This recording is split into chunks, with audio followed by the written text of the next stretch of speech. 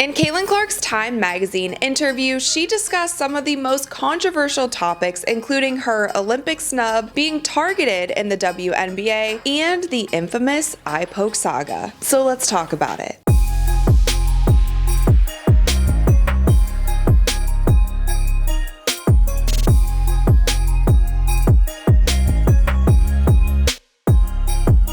What's up, you guys? I'm Rachel DeMita, and welcome to the Courtside Club, and welcome to another day of the 12 days of RADmas, where I will be uploading 12 videos between now and Christmas Day, and 50% of the earnings from these videos will be donated to animal shelters here in Texas. As you guys can see, one of my rescue cats is right here. Sunny is taking a little nap. So obviously, you guys, any views, likes, comments, all of the things would be very, very much appreciated.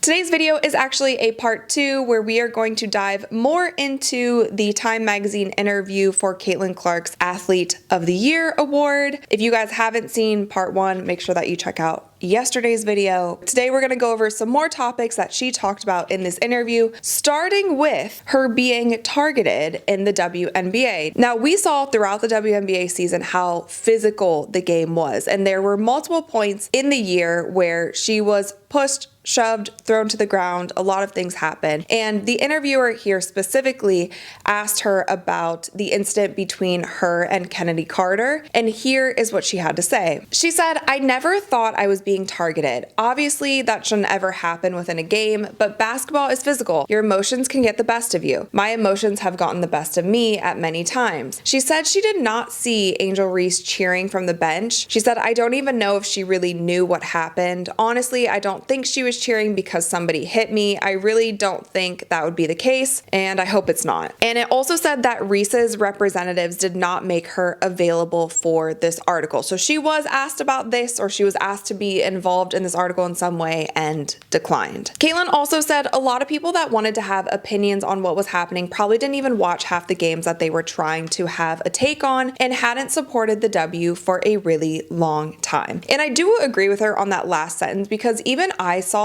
there was a lot of even like political outlets that were taking some of these videos and trying to comment on them or share their opinions on them.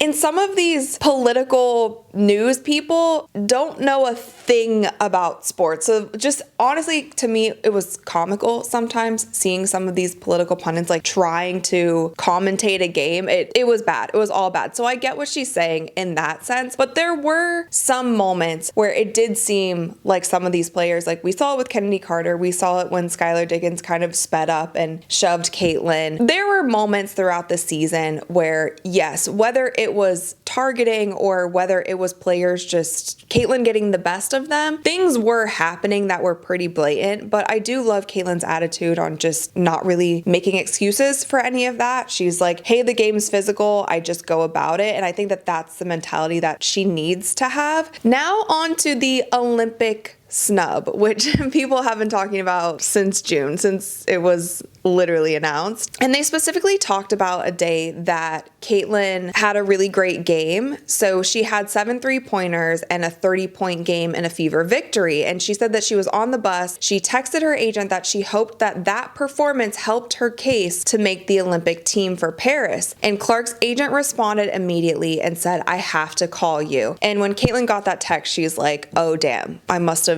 not gotten in." She said at the same time she understood the decision. The 12 players selected included many Hall of Famers and Olympic veterans. A point everybody was making was like, who are you taking off the team, Clark says. And that was a tremendous point. Clark also admits that during the early stretch for her 3-9 Fever, I gave them a lot of reasons to keep me off the team with my play. So she's talking about early in the season that she didn't start out that strong. However, I would disagree. Like, she definitely had a few games where her turnovers were really high, and the Fever were definitely on a losing streak. Although their schedule was stacked, they were playing tough teams, they were playing back-to-backs. There was a lot, like, the cards were stacked against them early in the season, and she didn't play as well as she did in the second half of the season. But I still think to this day that talent-wise, she was still good enough to be on that team. And now she addressed the marketing aspect of it all. She said, "I don't want to be there because I'm somebody that can bring attention. I love that for the game of of women's basketball, but at the same time, I want to be there because they think I'm good enough.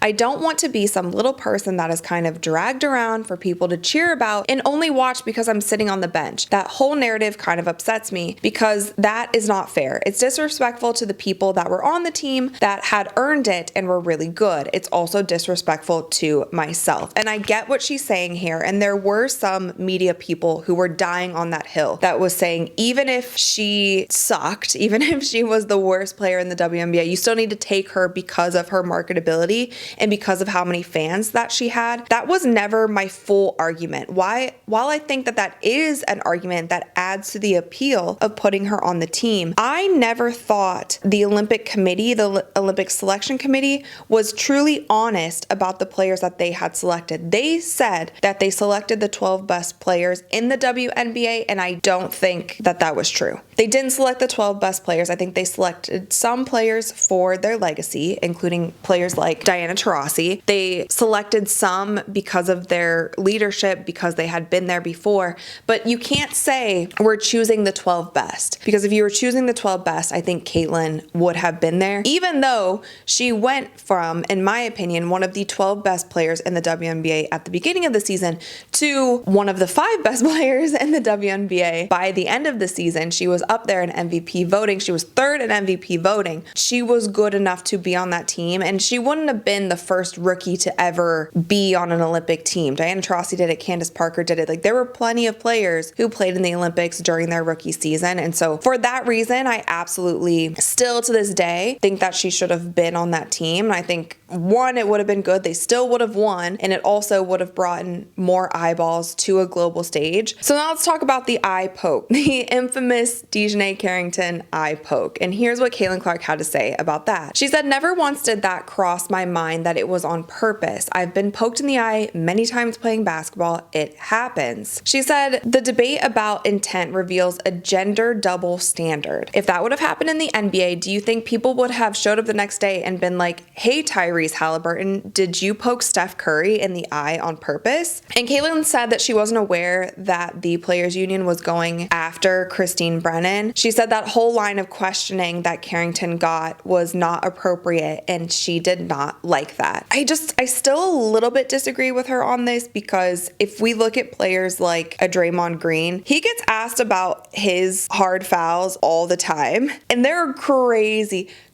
questions that reporters ask NBA players. So I still to this day, I don't think that the question asking Dejanay Carrington if it was intentional was a bad question. I thought the second question that Christine Brennan asked, where she asked if she was laughing about it, because that was her just simply not watching the game. Like when somebody did, when they did the like 3 to the dome, like this is what Carmelo Anthony used to do, like Steph Curry's done it. That was not an eye poke gesture. That was, she just made a 3 and her teammate came up and did that to her. That was the question of Christine's that I thought was out of pocket, and just her not watching the game or not understanding basketball. There was a moment in the interview that I felt like was a slight shade to Coach Christie Sides. She was hanging out with Stephanie White, and she expressed her admiration for White's game plans against the Indiana Fever. And Caitlin said, "We didn't usually have the best game plan. Like, here's a ball screen, Caitlin, figure it out."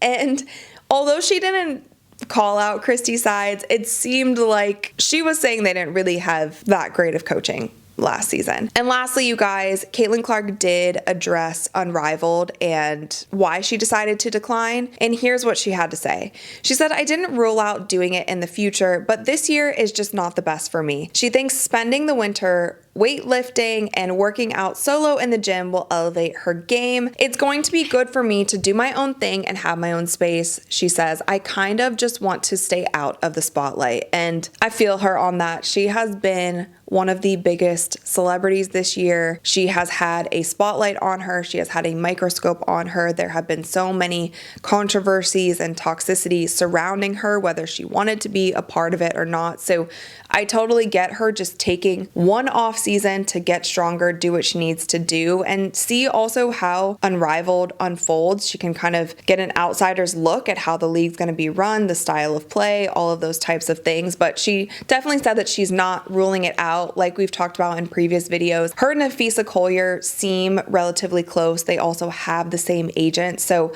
I feel like Unrivaled is probably something that we might see Caitlyn in the next few seasons, but we will just have to see how this offseason goes. Overall, I thought the interview was great. We got a lot of insights. I'm glad that they asked the hard questions. Now, her answers to these questions are out in the forefront. If people still have an issue with it, totally fine. At least it's on the table. Here's how Caitlyn feels. Here's what she thought of the season, and her fans, her haters, all of the people, like, take it for what it is. You guys let me know in the comments below what you thought of this interview. And I'm like kind of out of breath. I think I'm just gonna end the video there. I hope that you guys enjoyed it. If you did, please give it a thumbs up, click that little subscribe button, and I will see you guys tomorrow for another day of the 12 days of RADmas. You wanna say bye, buddy?